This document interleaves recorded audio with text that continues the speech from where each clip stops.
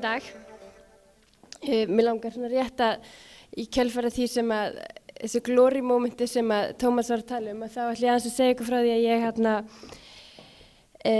það var verið að tala áðan frá Noregi í sambandi við upplifelsesökonomi og ég hringdi á sín tíma þegar ég var í skólanum 2003-2004 á orðabókina í Háskóla Íslands og svo var að spyrja hvað gæti þetta verið. Mér fannst upplifunar hagfræði vera engar gelt orð og það, ég kom af dómakofanum að þetta, hann talaði mjög þurftum að setja þetta í nefnd. Svo í sambandi við þetta verkefni sem ég er að gera núna og allt þetta ferli sem við erum að tala um, að þá fór ég að fletta upp orðið eins og hönnunarferli. Það er ekki til í orðabókinni. Hönnunarmistök eru til, hönnunarskaði held ég líka var til. Þannig að þarna eru orð sem við erum farin og viljum að sé hluti á okkar daglega lífi, en þau eru ekki til, þau eru ekki skjalfest, þau eru ekki viðurkennd. Við þurfum svona aðeins að fara en það er okkar aftur að kalla á þessu orð og fara að nota þau. En ég vil kynna fyrir ykkur rit sem nú er í umsagnarferli og er samstarfsverkefni Ferðamálastofu, Framkvæmdasýslunnar og Hönnunarmiðstöðvar og fyrir þá sem vilja nálgast eintak. Ég var með 20 eintöku í gær og þau fóru í málstofunni, að þá get ég bent ykkur á heimasíðu Ferðamálastofu og allar ábendingar eru vel þegnar. En áður en við höldum þangað, þá langar mig að fara með ykkur í smá ferðalag aftur Noreg, eins og við erum búin að tala áður, að mörg ykkur hafa séð einhverja myndir af þessu sem voru sýndar í gær á Málstofu 3, en það er með þessa vísu eins og svo margar aðrar að hún er ekki nógu oft kveðin. Grunnhugmynd þessa verkefnis, eins og var talað í gær og fyrir ykkur sem voru á Málstofu 3, það er að norsku ferðamannavegina, það er landsbyggðamál sem snýst hvernig betur megi standa að þróun og framkvæmdum á mikilvægum ferðamannaleiðum. Annars vegar að ræða samvinnu milli ríkis og sveitafélaga og hins vegar milli sveitafélaga og fyrirtækja í þjónustu og ferðamannaleiðina á hverju svæði. Þetta verkefni byrjaði 1990 og fyrsta verkefni var byggt í kringum 1995. Svo þetta er eitthvað sem er að þróast og hefur verið að þróast hjá þeim í langan tíma. En það hefur gætt ákveðin misskilnings þegar það er verið að fjalla verkefni eins og þetta sé að fjalla vegi og vegagerðina. Þó svo hluti lausnar að sé að endurgera vegi og bæta samgöngur, þá er þetta fyrst og síðast verkfæri til að tengja saman upplifanir. Og það finnst mér vera mikilvægasti punkturinn í þessu.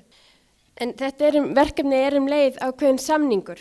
Þetta er samningur að efla rekstur í sveitum og stuðla þannig að sjálfbærni sveitafélaga, þar sem nafnbótin National Touristveg hverfur ef einhver sem á í hlut er ekki að standa við sitt. Og það er það sem er svolítið gott í þessu verkefni, það er skilgreind ábyrgð, þú þarft að standa þig.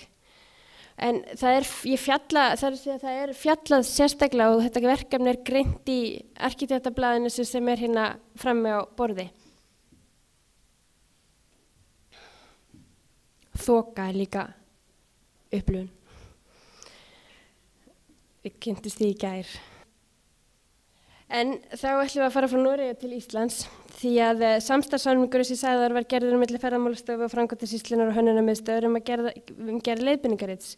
Riti þessu er ætlað að vera leiðarvísi fyrir uppbyggingu ferðamannastaða og leiðbeinandi fyrir þá aðila sem sækja styrki meðal annars í nýstofnaðan Framkvæmdasjóð ferðamannastaða. Og ritið ber heitið Góðir staðir og er ætlað að vera leiðarvísi fyrir uppbyggingu ferðamannastaða, þó svo að frumhugsun hafi verið bundin við þennan nýtilkomna framkvæmdasjóð, þá það geta virkað einnig sem hugvekja og byggt brú á milli sveitafélaga og ríkis annars vegar og framkvæmdaraðila hins vegar.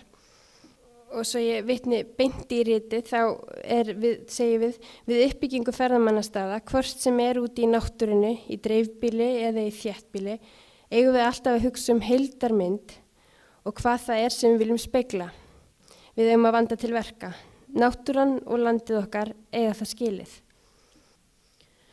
Og í skilgreiningum framkvæmdasjóðinn segir að framkvæmdasjóður ferðamannastaða skal stuðla að uppbyggingu, viðhaldi og verndun ferðamannastaða í umsjón eða eigu opinberra aðila. Með fjármagni úr sjóðunum skal leitast við að tryggja öryggi ferðamanna og vernda náttúru landsins. En sjóðunum ætlað meðal annars að fjölga viðkomustöðum ferðafólks til að draga úr álagi á fjölsóttu ferðamannastaði. Og svo kemur það sem mér finnst persónulega vera það mikilvægast að framkvæmdasjóður ferðamannastaða ennfremur heimilt að fjármagna undirbúnings- og hönnunarvinnu sem nauðsynlegt vegna framkvæmda.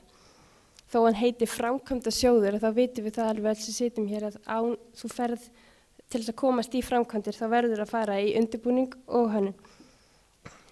En ritið styðst meðal annars við menningarstefnu í mannvirkjagerð sem stefna íslenska ríkisins eða íslenska stjórnvalda í byggingarlist sem var samþykkt árið 2007 á því herrans ári, en markmið stjórnvalda með stefnumörkun á sviði mannvirkjagerðar og manngerðsumhverfis almennt að sýna gott fordæmi og vera fyrirmynd í að tryggja gæði, fagmennsku og vandvirkni ásamt því að stuðla að uppfræðslu og vitundarvakningu þau verðmæti sem liggja í góðri byggingarlist og umhverfishönnun.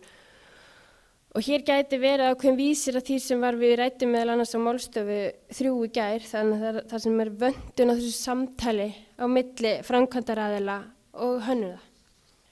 Og í menningarstefnunni segir við uppbyggingu í lífsnortinni náttúru eða landslægi menningarminja skal viðhafa sérstaka aðgæslu sem tryggja að sjónrænt yfirbragð hins manngerða umhverfis rýri sem minnst hlut náttúrunnar í heildarmyndinni. Einnig skulu huga að náttúrulegri strandlínu og sjávarbotni svo að tryggja með sérstöðu og margbreytileika. Og hér verð ég aðeins að staldra við þess að ég að koma í annað skipti og þar finnst mér til að mynda eins og vegurinn í Hnífsdal, nú veit ég ekki, ég kannski frem eitthvað sjálfsmór upp á, en þar að sá vegur upplifi ég í dag þegar ég fer hann, að það eins og hann hafi skorið á púlsinn. Það eins og hann hafi skorið á kjarna þessum Hnífsdal sem hefur bara lífæð Hnífsdals. Hann komin bæði, náttúrulega sker hann bara almennt á aðgengi og upplifun, en hann gerir eitthvað annað líka. Og ég ætla ekki að segja þetta því það sé ekki hægt að fara tilbaka aftur, en fyrir mér var þetta svona Hnífsdalur, þetta var svona skólabókardæmi hvernig á ekki að fara í vegagerðir.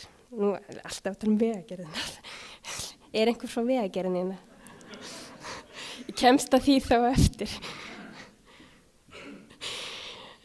Samspil manns og náttúru eilíf áskorun. Allt sem við sköpum speglar viðhorf okkar til innra og ytra umhverfis. Það því afar mikilvægt við hvers kyns framkvæmdir sem hafa áhrif á umhverfi okkar að það manngerða rýri ekki hið náttúrulega sem fyrir heldur ýti undir og dragi möguleika okkar til skynjunar. Við eigum að auka upplifuna en ekki draga úr henni. Við eigum að tryggja eftir föngum gegnum hönnunarferlið, við þurfum bara að segja þetta svolítið háskóli, svo orðabókin heyrir þetta líka, að aðgengi sér flestra og möguleikar til upplifunar séu tryggðir. Aðgengi fylgir alltaf mikil ábyrgð og nauðsynlegt að viðkomandi staðir verði ekki fyrir skemmdum og missa ekki sérkenni sín. Hér erum við mörg sem viljum kalla þennan hring allan hönnunarferlið, en ég held bara að við þurfum að taka þetta í ákveðnum skrefum. Við þurfum líka að fara svolítið eftir því sem stjórnsýslan að vinna eftir. Við þurfum svona aðeins við erum að komast þangað vonandi, skref eftir skref. En uppbygging ferðamannastaða hefst ekki með framkvæmdum. Uppbyggingin byrjar mörgum árum áður þegar skipulagsmál sveitarfélaga eru til umræðu og í mótun. Efnahagsleg, hagfræðileg og samfélagsleg áhrif ferðamannastaða snerta íbúa þessa lands allt árið kring og því mikilvægt að móta heildarsýn sveitarfélaga kemur að skipulagsmálum og stefnumótun vegna ferðamála. Bæta þarf upplifun umhverfisleg gæði ferðamannastaða á Íslandi með sjálfbæra þróun og menningarleg gildi að leiðarljósi. Og því mér fannst það bara mér fannst það ótrúlega gott dæmi sem við heyrðum í gær frá Elíasi frá Suðureyrardæmið. Þar sem að maður fann það var verið að nýta sérstöðu Suðureyra, það var verið að búa til störf sem voru að nýta ákveðna sérþengu sem þar var til staðar. Þannig að það var verið að byggja á staðnum en ekki bara koma með eitthvað nýtt að honum. Og hér eru sýndir síðan tékklistar sem fyrir okkur ekki bara til þess að fylla út umsókn, heldur fá sem flesta til að hugsa ferlið í stóru samfélagslegu mengi. Og þessir listar eru settir, þetta er ekki eitthvað sem við erum að finna upp sjálf. Við erum að setja það saman frá ákveðnum listum og kategórium sem hafa verið prófaðir og eru notaðir bæði á Bretlandi og á Norðurlöndunum. Og sýnt hefur fyrir fram á mikilvægra góðra hönnunar í upphafi til þess að tryggja afrakstur verkefna verið til fyrirmyndar. Hlutverk hönnuða við uppbyggingu ferðamannastaða á Íslandi og á að vera margþætt. Góð hönnun kallar á hið sérstaka í hverju verkefni að skapa og undirstrika umhverfið, að meðtaka veruleikan í kring og breyta honum í ramma. Og þessari skýringamynd sem ennþá í mótin sést hvernig hönnun notuð í dag. Við erum oft erum við að koma inn svolítið þegar það er búið að taka allar ákvörðanir, það er búið að gera alla greiningavinnu, það er búið að ákveða staðsetningu, búið að ákveða í raun og veru verkefni og svo koma hönnurinn og eru beðnir bara aðeins að fylla upp í þann ramma. Og neðri myndin sýnir þangað sem hönnur vilja komast. Við náttúrulega viljum vera í öllum gógnum, við viljum náttúrulega vera fyrir allstaðar, en ég er að reyna að vera diplomatísk hérna. Við viljum sjá ákveðna breytingu því að það sé að koma fleiri að í byrjun, það sé eigi sér stað samtal strax á fyrstu hugmyndum. Og hér aftur þessir tékklistar og hugmyndir það hvaða ferill ætti að fara að stað. Og það hér á þessu stað sem við erum að kynna samkeppnisformið. En hér er ég bókstafstrúarmaður þegar kemur að tala samkeppnisformið. Ég trúi því og veit að samkeppnisformið góð leið þar sem fagleg vinnubrögð í heiðri höfð og besta tillagan valin. Samkeppnir veka jákvætt umtal, skapa umræðum staði og verkefni. Samkeppnir stuðla að nýsköpun og það eiga við hvort sem að ræða stór eða lítil verkefni. Þetta ekki bara Ráðhús og Hæstiréttur, það alveg hægt. Fyrst af norska verkefni 95 var pingulítil stofa og hún komst á blað með sínu verkefni með því að taka þátt í samkeppni á vegum norsku vegagerðarinnar. Þær tillögur sem verkkaupi fær gefa tilefni til umræðu á breiðum vettvangi og hægt að meta lausnir út frá mörgum vinklum, vega, aðgengi, öryggi, umhverfisáhrifum, nýsköpun og framtíða möguleikum fyrir svæði heildsins og einhverju þætti sem nefndir. Og þar kemur aftur að þessu verkfæri, þessi dómnefndin, hún sem þá sú sem að velja besta verkefni, þær séu skipaðar og samastandi af verkkaupum, hagsmunaraðilum sem að framkvæmdunum standa og af arkitektum eða landslægsarkitektum. Og hér hjálpa dómnefndir líka öllum aðilum í samtalinu á milli ólíkra hagsmuna og nálgunar. Það hefði verið svolítið gott að sjá veginn þá í Hnífsdal kannski, fara í samkeppni og fá þannig að fólk væri að sjá hvað væri að fara að koma, hvaða möguleikar eru, A, B, C eða D, þannig að ég vitið það neitt. En hérna langar mig að nefna lítið dæmi að það stendur til að byggja litla brú á Íslandi og það var búið að veita, ferðamálastofa búin að veita styrk í undirbúning og það var búið að kostnaðargreina, vegagerðin var búin að kostnaðargreina alveg niður í atóm, það var búið að ákveða hvað verkfræðarhlutin var að fá að kosta, hvað arkitektarhlutin var að fá að kosta og þetta var bara spurning hvort það ætti að vera á stað A, B eða C. Og vegagerðin var líka búin að segja það skiptingum, verkkaupin baðum framkvæmdar hópun, það var stór hópur bak við þetta, að þeir voru að tala þeir vildu göngubrú, það var mjög mikilvægt. Vegagerðin var alveg því að það kostaði það sama að fá bílabrú. Það var bara, af hverju vil ég ekki bílabrú? Það var haldið fast í það, þetta skildi vera göngubrú. Og við áttum nokkra fundið með hagsmunaraðilum og með vegagerðinni það var fleiri herri í stjórnsýslunum sem kom að þessu og þegar allt kom til alls þá í raun og veru var alveg til peningur til þess að fara í ákveðið samkeppnishald. Og það var búið að greina, það var búið að gera ofboðslega mikla greiningavinnu þó að það hafði bara verið drög að deiliskipulagi og drög að svona ýmsum leiðum þá var hægt með því að í raun og veru að fara aðeins frá því að við værum að tala bara tengingu frá A til B þá gátum við tekið, við förum í það að skoða brúna, það ekki fyrir samkeppni hvar hún að fara er hún að fara á stað A, B eða C. Það er hægt að hugsa vegstæði, það er hægt að hugsa bílastæði í samkeppni, það er hægt að hugsa ákveðna tengingar við, það er hægt að hugsa hvað, ef það er að koma áfang, ef það er að koma þjónustuuppbygging, hvað ætti hún að koma í ferlinu. Það er hægt að taka mengið í miklu stærra samhengi, fá miklu meira út úr þessum pening. Þetta var kannski ekki að koma með brúna strax, en þetta var að gefa öllum aðilum tækifæri til að koma að, sjá hvaða möguleika væri í stöðunni og ef þeir þurfa að fara í umhverfismat þá var þetta svona metaður út frá mörgum þáttum, tillögur, ekki bara greiningar.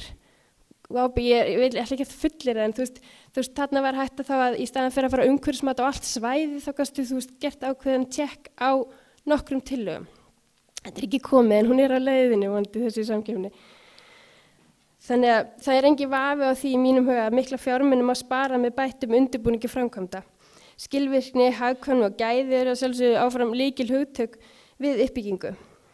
Og þessu riti er ætlað að hjálpa ferðaþjónustuaðilum, forsvarsmönnum sveitarfélaga og öðru framkvæmdaraðilum við skipulag og uppbyggingu áfangastaða ferðamanna og áherslu er lögð á mikilvæg góðs undirbúnings og vandvirknis.